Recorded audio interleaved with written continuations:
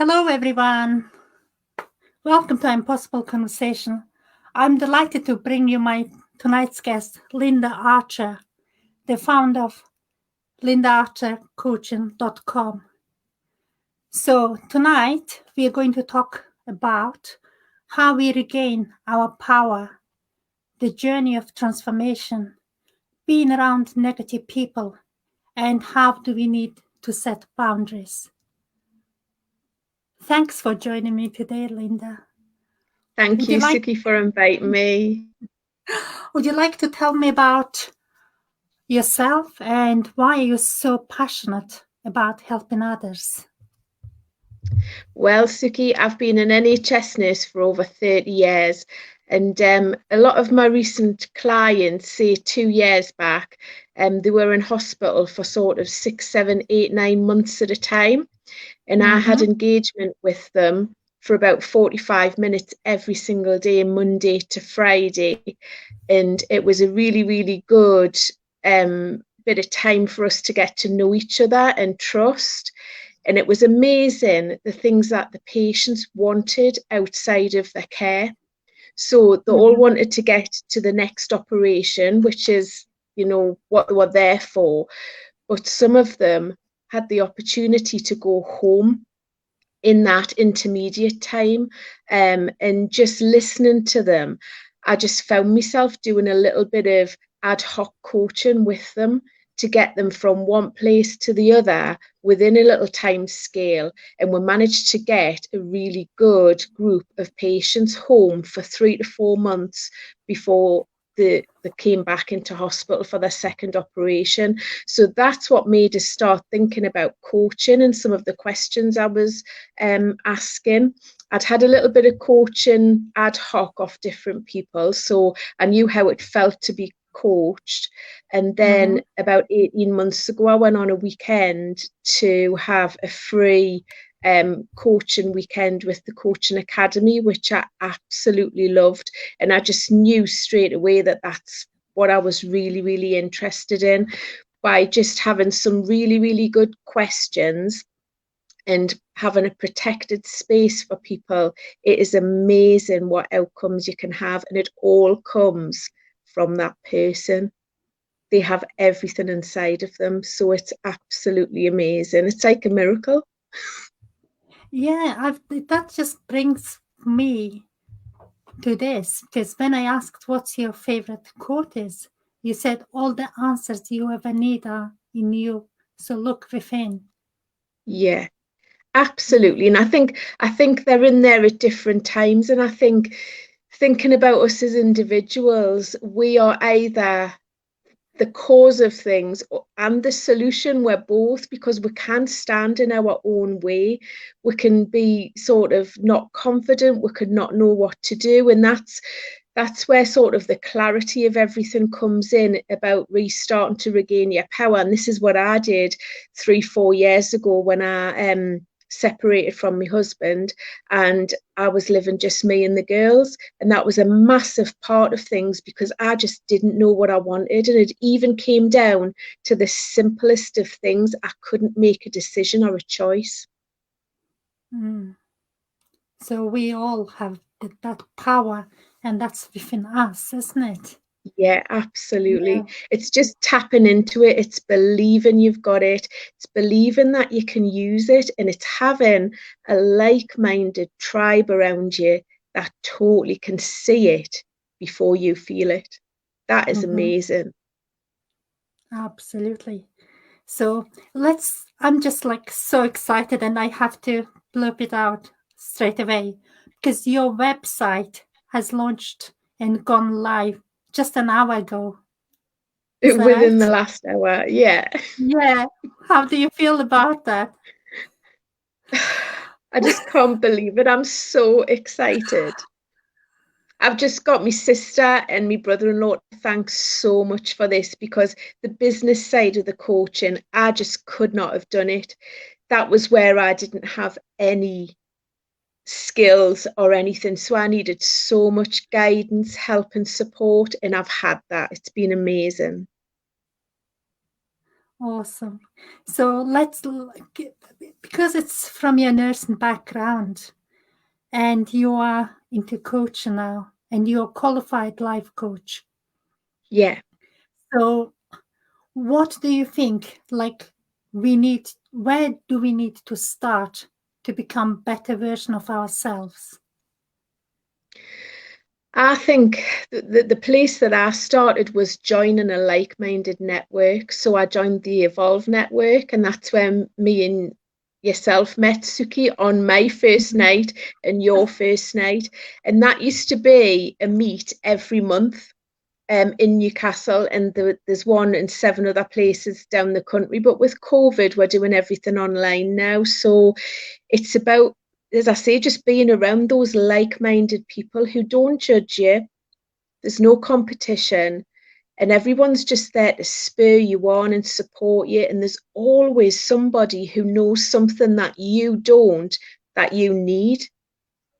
So I think it's about finding those people or that group, but reading as well. I think one of the first books I ever read was How to Be Brilliant by Michael Heppel. And it literally just talked about how being good enough is not good enough anymore.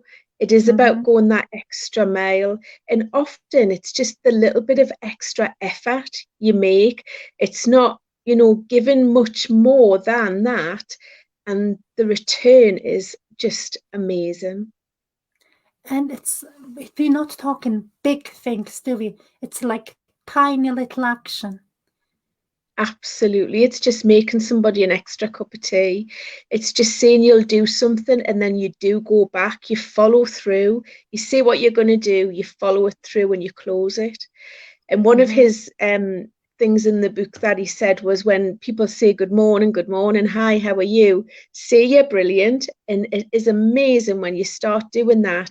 Oh, yes, I'm great, I'm brilliant, thank you. People are like, wow, what's making you brilliant? Mhm. You actually startle them because they're not used to that. A bit like how they're not Mhm. used to you saying, oh, I'm not too great today, because they don't want to hear that Yeah. either. Mhm. Yeah. Just remembering that people say like, "Oh, it's Friday. Oh, it's Thursday. Finally," and what you say is brings that day down at the same time, isn't it? Yeah, I think you can definitely set the intention for how you want your day to be, for sure. Mm-hmm. Even Yeah. down to the morning routine that I started about 3, 4 years ago. Just certain things that I would do when I first got up, make sure I had enough time. So I had a proper breakfast, meditation, gratitude journal, affirmations, and just did everything in such like a slowed down, calm way that I felt just much more ready for my day than I ever had. Mm-hmm. So let's talk about your morning routine. How did it start, and how what change it? What possibilities that open to you? Um, well, my morning routine used to start at 5 a.m. It doesn't anymore, but I did 5 a.m. for a number of years. And I think what Mm-hmm. I was able to achieve was to see how many hours in the day and how much time was actually mine. So even when I put in my 9 to 5 job, there was big chunks of time at the beginning of the day and the end of the day that were mine. And it was my choice what to do with those bits of time. Mm-hmm. So, and it was just utilizing that. And then within the positive tribe that I was then in, it's just, you get opportunities to do things that you would never ever imagine doing. Going Mm-hmm. for away days to different things, just meeting different people, having conversations that are real, that have got depth to them, that you learn from. And it just sort of spiraled like that. And I think having a full week where my morning routine was helping me set my intention and I was having a brilliant day at work, and then utilizing my evening, the weekend was just amazing as well, because then it was just more full on time doing the same, or just really thinking, what do I want to do? What do I want to achieve? Mm-hmm. Yeah, so you mentioned about surrounding yourself with positive people, and then what would be your advice? How to not have that effect from negative people surrounding you? I think you've got to totally take yourself away from negative people. That's pretty much what I had to do. When I look back to 4 years ago, and they say that you are the reflection of the 5 people you spend the most time with, Mm-hmm. it isn't surprising that I felt the way I felt, that I felt down, that I felt that I didn't know what I was doing, that I had no clarity, there was no road forward. So by just changing that to positive people and knowing and feeling the glow that you get off those other people, you know yourself when you have an interaction with someone who's on your level on a positive note. Yeah, it's And just bounce each other, yeah. yeah, and, And and, then and we've done you this always go up. lots and yeah, but we've done this lots of times, Suki. We've had Mm-hmm. conversations and we've created new planets and everything because of, the energy between us. And I think that's what you need to do. You need to change the energy. But the only thing that you can be responsible for is yourself. You can't change anybody else. I Mm-hmm. know I can't even change my daughters. I can support them, I can guide them, I can give them the best of my knowledge, but I can't change them and I can't live their lives for them. So it's Mm-hmm. just about having that impact and replacing the negativity with positivity. Mm-hmm. So let's talk about confidence. And then you set an example for your daughters and what they've achieved so far. I know Lily's won that ice skating competition. And I would say that's probably due to you. I know it's like lots of her hard work, but you made it possible for her. It's not Yeah, just yeah, painting, absolutely. taking her there. Like I'm Mhm. talking about more mindset wise. Suki, I've just got somebody at the door. Can I just go and get it? Go on then. Sorry about this. Things happen being live. Oh, Thank you sorry, I very didn't. much for all others joining us. So much. I'll have a look. Bye. Hi, Frank. Lovely to have you here. Hi, Les. Oh, Maira's here as well. Who was it? Just my food It's prep food. all right, My food okay. for the week just to keep me healthy. Yeah, that's fine. All right, yeah. I'm so like Frank, Les, and Maira's with us at the moment. So I was just Brilliant. saying Hi, hi to them. everybody.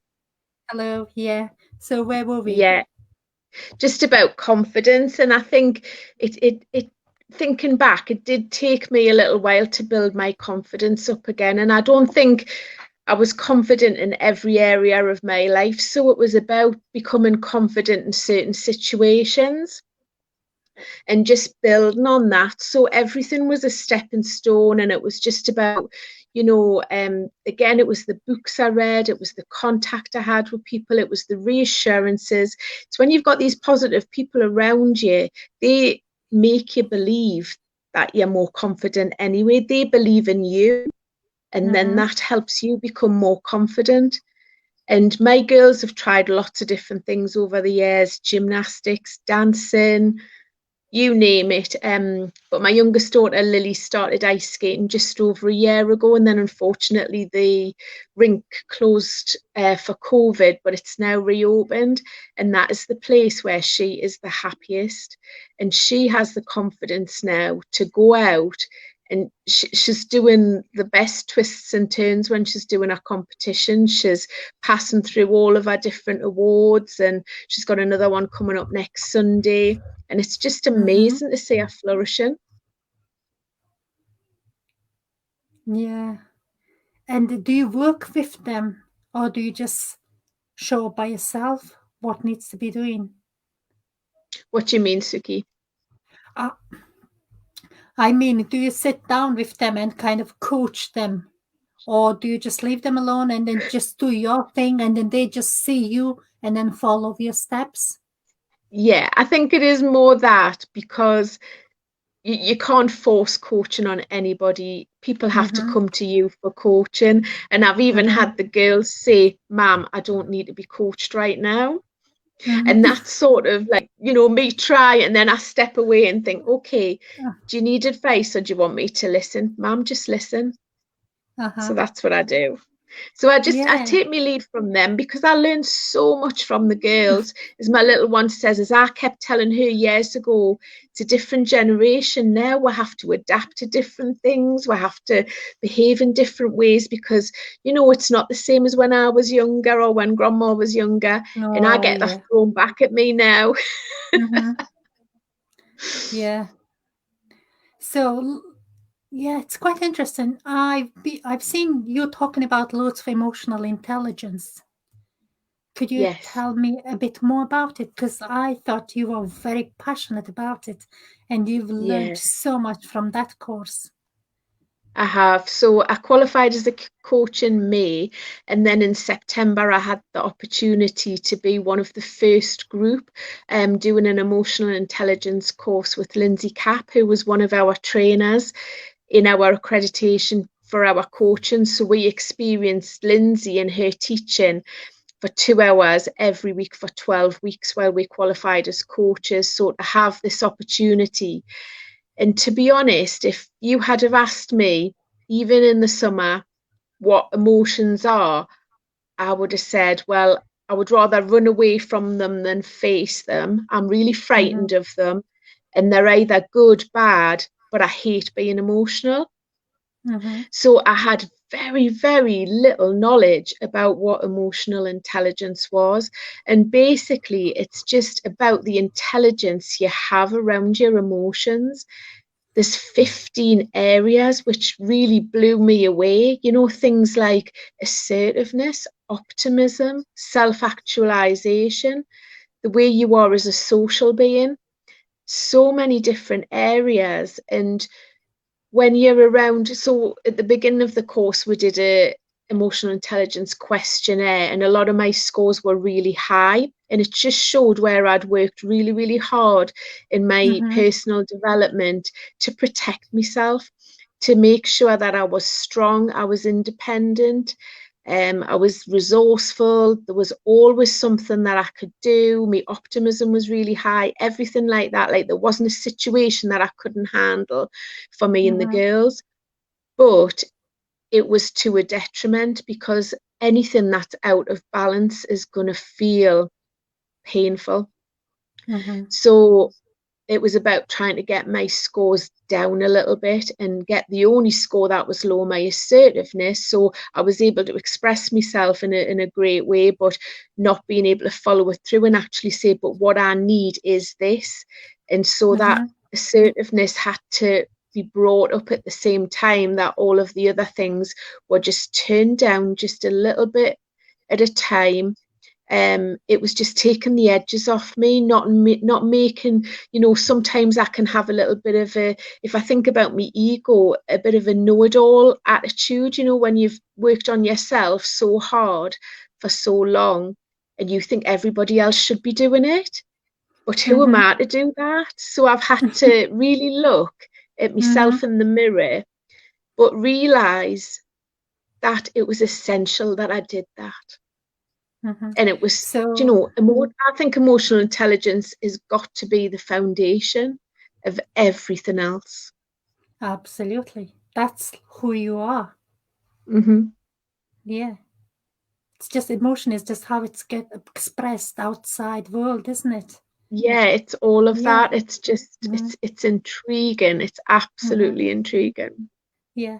Can I ask you, what's the ego? How do they explain about it? The ego is the sort of the part of you that wants to be out there and boast and you're all of this, but what your ego does as well, it keeps you safe. So it's that little, it's maybe described as the mind monkey sometimes, the little monkey that'll Mm-hmm. sit on your shoulder and tell you you should be doing this, you shouldn't be doing that. So you can't stop the ego completely, but what you can do is you can quiet it down, you can listen Mm-hmm. to it, and you can just sort of okay, let it come, let it come, let it pass, but you don't Mm-hmm. have to act upon it. Mm-hmm. Do you have to have it? Yes, you need it to keep safe. In what extent? Because you wouldn't then get those feelings when situations aren't right, or the warning signs. And I Mm-hmm. think it's so important that you're so aware of every single thing, every sense that can give you information to help and, Uh-huh. and to work with you. Wow. Wow.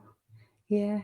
I'm still middle of my book, the emotional intelligence, because I got like that thick one, which is like Oh two yeah. books in one. Yeah. Uh-huh. So still reading it.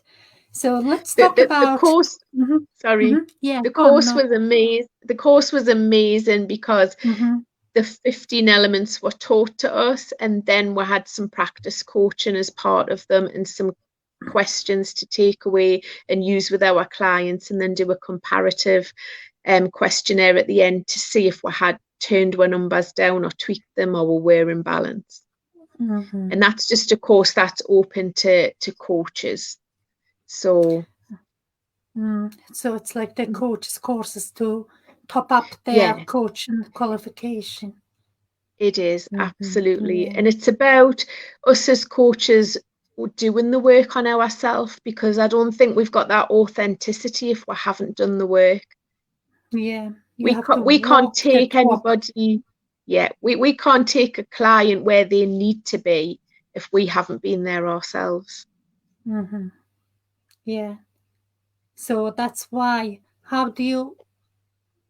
Because sometimes if you like someone comes to you and you would know I can help that person, or maybe you think probably it's not my area. I need Yeah, mm-hmm, send it to someone else who's more experienced in absolutely. that area. Huh? hmm Or just very, very different issues and problems, and even knowing when coaching may not be the best thing for that person, that it may be that they need some element of counselling or a different Mm-hmm, kind of therapy to get them over what they need to get over in that moment, and then maybe pick up coaching at a different time. But yeah, I've got mm-hmm. lots of buddies in me coaching group, and I've met more people through the coaching masters who I trained with. So I would always have a few different people in mind that I could refer to, and I would if I didn't feel comfortable or confident with what the client was bringing to me. Yeah, yeah, absolutely.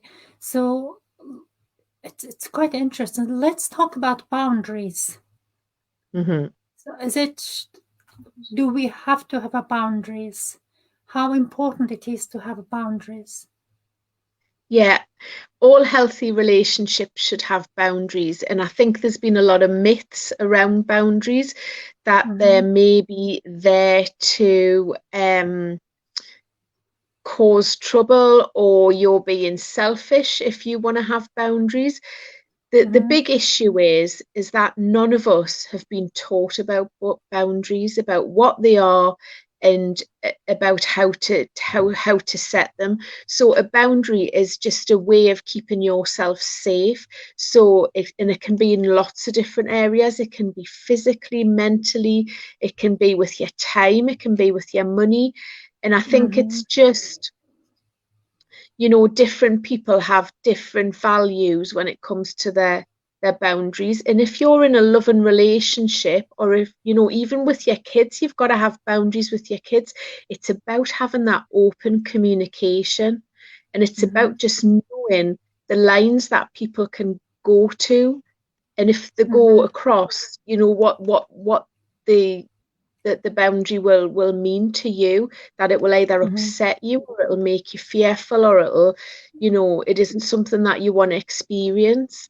And I think mm-hmm, when you're thinking about healthy boundaries, all you want is for the people around you to feel secure and safe. So why wouldn't you sit down and talk about these things? mm-hmm. Yeah. So because we set the boundaries ourselves, don't we? Yes. And how would you let other person know that this is the boundaries?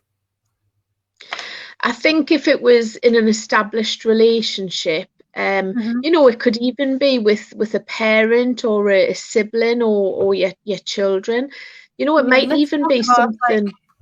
yeah, like if it was workplace, for example. Workplace, yeah, absolutely. And it's just having a little bit of curiosity as well, and just saying to the other person, can I just talk to you about how I'm feeling about something at the minute? And it's just Mm-hmm. about having that calm conversation with them, and just being very, very factual. And just whenever that happens, if they were to say that it would make you feel, and just so they are aware that it makes you feel like that. But be aware of yourself, because I know at work, sometimes, I mean, personally for me, it might be something that I haven't experienced before. But for Mm-hmm. me, being able to sit down with my lead or upline and actually say that this is how I feel about something can bring out a learning need. So it's really, Mm-hmm. really good. It's highlighting where I need to go next and where I need to get that support from. And then they also know where I am with everything. So it just Mm-hmm. keeps people right. Yeah, it's about open communication, isn't it? Yeah. Mm-hmm. So, what did you find the most rewarding being a life coach? It's when the client has a light bulb moment Mm-hmm. and they Break. realize it came from them. It Mm-hmm. didn't come from me. I might have asked them a question and it led to that, but Mm-hmm. it's that realization, and it's where they're like, oh, I can't believe that. I've done it myself in coaching. I've said, right. And it's like that. That is just priceless. So, who do you coach? Are you specialized in any different clientele?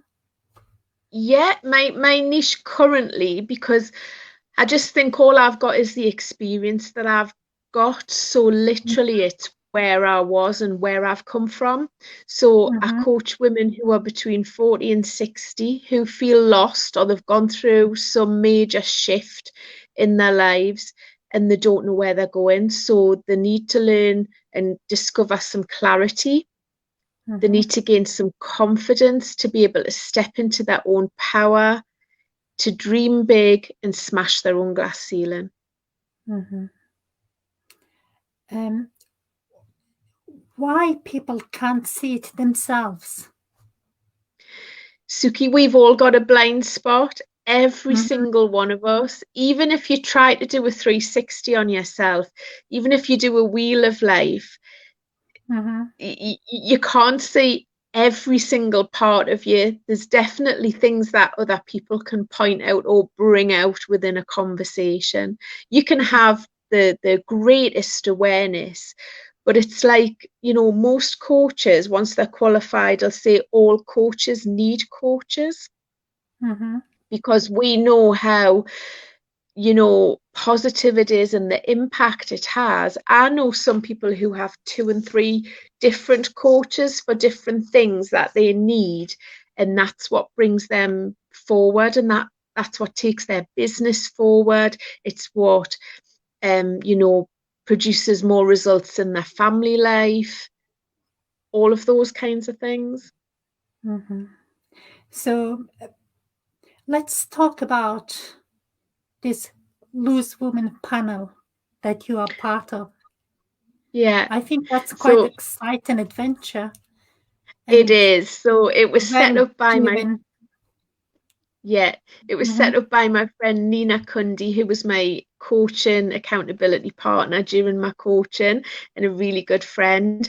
And it's based around the loose women concept, as in we just want it to be really relaxed, and we want people to bring questions to us. So it's a monthly coaching panel with myself, Nina, Vicky Kerr, who's a business coach, and Karen Dyer, who coaches women who have anxiety and depression. Nina is a sexual empowerment coach, and I'm a transformational coach. So it's going to be hosted in my group, Regain Your Power Now, on November the Mm-hmm. 11th. And Mm-hmm. about the week before, I'll be asking my group, I'll be putting the four names of the coaches in and what they specialise in, and just get some questions brought up. We hosted our first one last month in Nina's group. We all just turn up in our pajamas. It's really relaxed. It's sort of 7, 8 o'clock in the evening. We'll have a glass of wine, cup of tea, whatever we want. And we'll have a little bit of, we'll have the questions that have been sent in, and then we'll take a couple, because we're live stream on Facebook as well. So we'll take a few ad hoc questions. It gives people the opportunity to see different coaches, because we're all going to star in each other's groups. And so from Nina's last month, 4 of her contacts joined my group, and then I had a one-to-one session with one of the ladies that had asked me a specific question. So it was great, and it was great just to give that little bit back and just raise awareness of who's out there and how people can help. Mm-hmm. So you're going to this different, each month it's different themes, and it's getting hosted in different In groups as different well, yeah? groups, yeah, in the 4 different coaches groups, yeah. So it's For in different. mine in November. It's not public thing. So if you want to be part of that Not yet, special yeah, you have to woman join the panel group, yeah. thing, you have to join the group. And then if you want Yeah. to do that every month, you have to join like at least 4 different groups. That would give Yeah, you but so many once you're in those groups, you're tips. in those groups. I know people are in loads and loads of different groups, but it might be that you find something that you've never found before that's really beneficial to you. There's so much free content in our groups. It's amazing, and just the sort of the safe feeling, because they're all closed groups. They're all basically women, because we're supporting each other, we're empowering each other, and it's a safe space. Yeah, absolutely. So, Linda, we have our first question. So, Les is asking, how have you moved from face to face to online? How different it is? How different is it? Because personally, I'm finding face to face, it's much easier. You have this connection, but online, I still feel really missing it. So, like, especially like coaching clients, how are you finding it? Well, I did my coaching course online, and Mm-hmm. so all of my coaching has been online. The only time I've ever done it face to face is with my patients. Mm. So I think when it's face to face, you pick up more of the personal cues, because you can see the whole of their physicalness. And I think with my patients, there were some days I knew they just didn't want to go on. They didn't want to talk anymore. They didn't want Mm-hmm. to progress. So I sort of picked up more of those cues. But I beg to differ with you, because I still feel there's an energy between us when we're on a It's call like different when this. we are.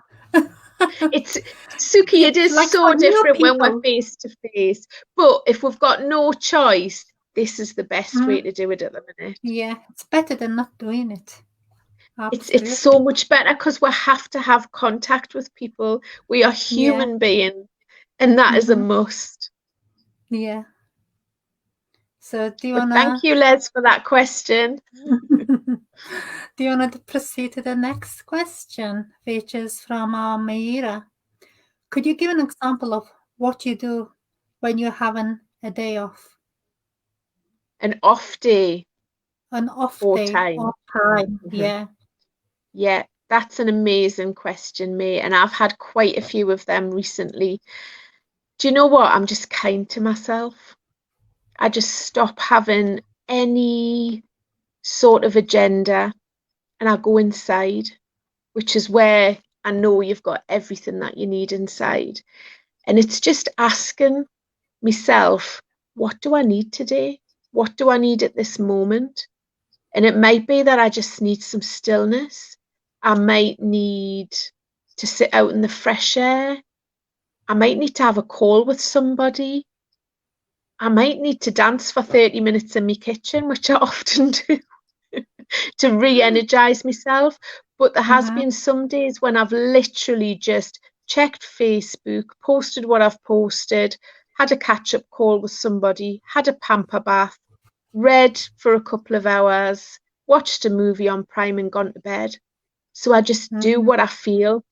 And when I've had those kind of days because I've not felt like doing anything else, Mm-hmm. that's okay. And it's okay to have an okay day or when you're not feeling okay. But Mm-hmm. then I've woke up the next day and I've had twice as much energy. So I think those down days are so important.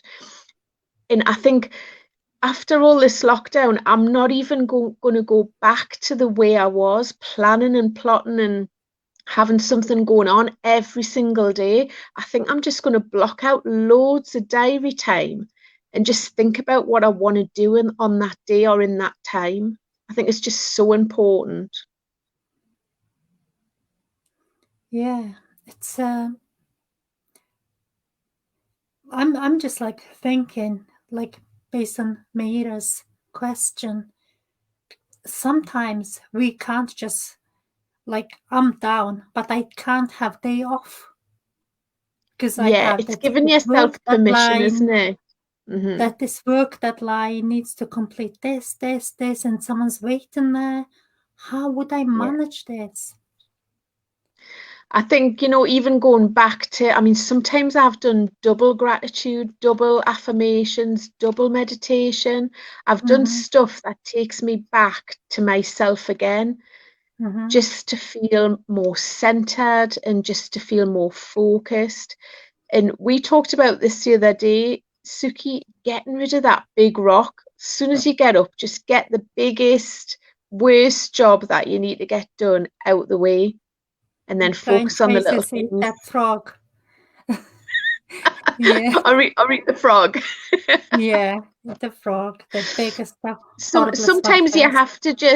you have to just do it and get on with it. But Mm-hmm. then if you look, you've got 168 hours in the week. You've got so much time. And at the minute, we've got more time than we've ever had. Just be generous with yourself and give Mm-hmm. yourself permission to have a day off or an hour off. Yeah, or even a half an hour. 20 minutes, two breaths. Sometimes it Yeah, can be as simple as absolutely. just having two really deep breaths, just turning away from whatever you're doing, getting up, Mm-hmm. taking two deep breaths, breathing in and breathing out longer than you breathe in, and just center yourself again. It's just getting back to that place that's you. Mm-hmm. So another question for you, Linda. Do you think we should worry about what we dream if it is always negative? Is it about dream or is it about thought? Because thought become things. But Rebecca says we Hmm. should worry about what we dream. I wonder if Rebecca means, like we've all got dreams, but I suppose a lot of my dreams at the minute are being put on hold because of the current situation. So there is a bit of a negative slant, but I've just always got that belief that they're just going to happen at a different time. Mm-hmm.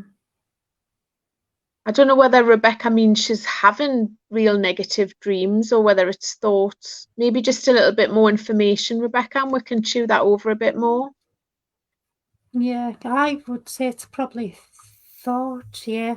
So, Hmm. no, or night dreams. Oh, night dreams. I think looking Yeah. at your nighttime routine, because sometimes if your head's so full of things, that can take you to some real dark places. So meditation before bed is really, really effective. Holland and Barrett do an amazing nighttime tea, or like a Mm-hmm. nice chamomile tea or something before bed. No devices for up to an hour before you go to bed. Some deep breathing and just even having a journal by your bed can be really, really useful, getting out of your head what's bothering you so you can clear it to make space for a really, really relaxing night.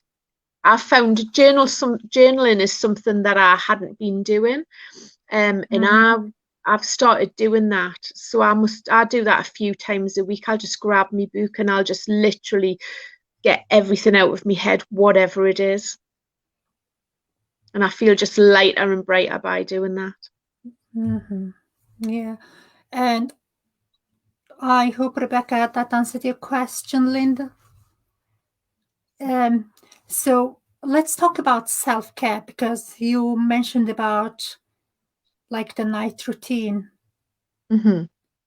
like not night, like probably evening routine. And Yeah. so the self-care, because I interviewed Jan a few weeks back, Hmm. and that brought me so much information and knowledge about Yeah, self-care. What's your self-care absolutely. routine is like? Because we need to always to be full to give away some of our energy and help people, support others. Yeah. And I think a lot of people think your self-care routine is just how you look after your skin and having a bath and whatever else and a bit of a pamper, and it's not really. It's this permission thing again. So sometimes when I think about self-care, what I need to do is I sometimes need to take myself away to somewhere else. So I've been reading quite a bit of non-fiction at the minute. Um, Mm-hmm. fiction, and just going off to dream places, thinking about where I might end up on travels when we can actually go onto a plane. So, and it's that. And then I think a big bit of self-care for me at the minute is my nutrition. So Mm-hmm. I've been using a food prep company called Food Kings, and they're based in North Shields. And every Sunday evening, I get 5 meals delivered, and they're like ready meals. They're healthy. They're all under 400 calories. They're really well balanced. I keep 3 out. I put 2 in the freezer, and they help me plan my week of eating so it's more optimized than it was, because at the beginning of COVID it was very ad hoc, and some weeks I'd be quite shocked in what I was eating, that I wasn't having the full range of things that I was used to eating for energy, um which I know I benefit from. And even, taking the exercise, so going out for a walk, even playing volleyball with my youngest daughter outside in the back garden, that's been quite good Mm-hmm. fun over the past few months. I never win though. She's just a little sports crazy girl. She's just amazing at everything she does. But at least I take part and I get out of breath. And she's quite Mm-hmm. surprised when I can run around. Mom, you can run. Yeah, I can at the minute. And then what I do is I just focus me other shopping around those meals that I've ordered. So I just get loads of fresh fruit, and I mean, I make things when my oldest daughter's here at the weekend. We'll make some treats. We'll do Rice Krispie cakes with marshmallows and butter, and we'll do a few little snacks for watching our videos and our films and stuff. Self-care Mm-hmm. is whatever you need, and it's whether it's Mm-hmm. your mind, your body, your spirit, your soul, whatever element of you needs an element of self-care. I mean, the morning routine is brilliant. Nighttime routines are great, but often I'll get to the end of a day and I'll be so tired. I just fall into bed and fall straight asleep anyway. I'm really lucky in Mm-hmm. that respect. I've had the odd night when I haven't, and it's maybe if my youngest daughter's been up a bit more, because it's a bit of a battle trying to get her off her devices at the minute. So that's one Mm-hmm. that I'm sort of chewing over with the boundaries. Mm-hmm. But she'll be back to school in a week, so we'll get back to where bedtime routine again. Mm-hmm. Yeah. So it's been really, really insightful, and because like how this coaching works, when someone wants to have initial conversation with you, could you tell me the process if someone wants to reach out? Yeah, How, what's absolutely. the processes? Uh-huh. So all my information is now on my website, lindaarchercoaching.com. I'm on Facebook, Linda Ann Archer, and just send me a message and I'll connect with you, and we'll maybe have a 20-minute call just to see where you are and what you want, and that'll determine whether I'm the right coach for you and if coaching's something that you want to take up. And then after that, I'll send you a little bit more information about what I do, and then we'll probably have a 45-minute call where we can go a little bit deeper just to see where you think you could benefit from coaching. So just get you a little taste of where you are and where you can be, and if that's something that fits. And then I usually offer 12-week packages. So it's an hour on a Zoom call every week for 12 weeks. There's no agenda. It's totally up to the client. It's whatever they want to bring to that session. What I promise is that it's a safe space, that it's all for them. There's going to be no distractions.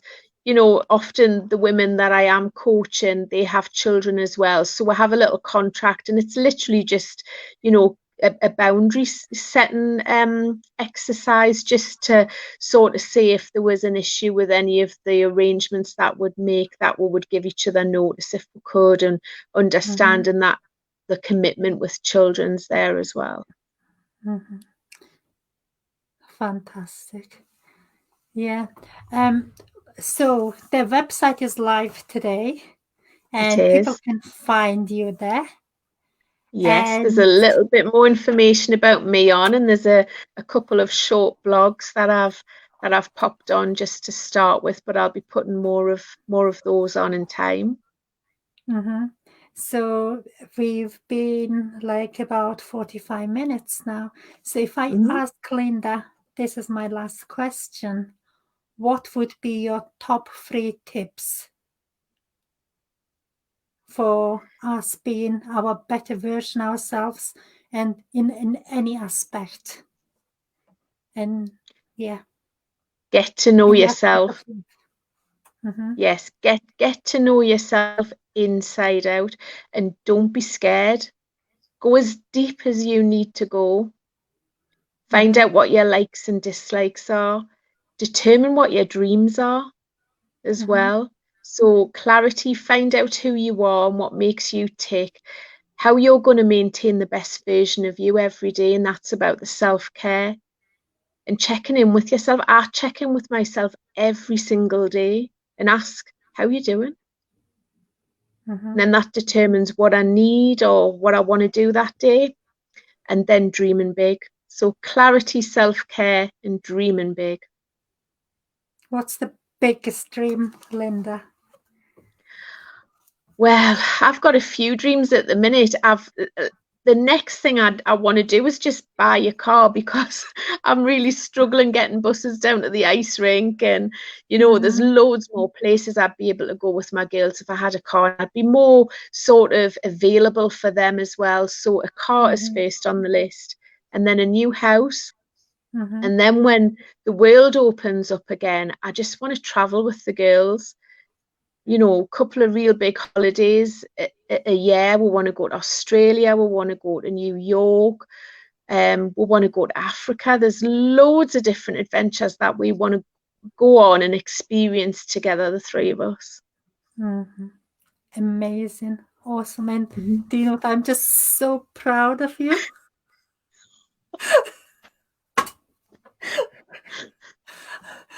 Right. Thanks very much for your time, and thank you everyone who joined us. And it's been an amazing night. And thank you. Thank you again. And hopefully, bye. The next week I got Rebecca, and hopefully I'll see you all again. Thank you. Bye. Bye.